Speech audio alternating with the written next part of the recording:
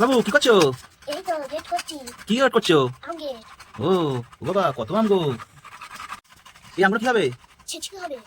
ও, কি চেঁচি করে খাবে? হ্যাঁ আমি একটু দেবে তো? হ্যাঁ আচ্ছা, ঠিক আছে, বানাও, আমি খাবো।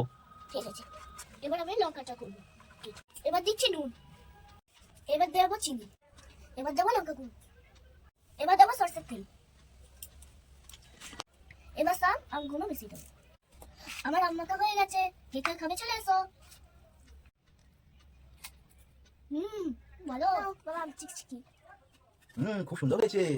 খেয়ে দেখি তো কেমন হয়েছে। খুব টেস্টি হয়েছে।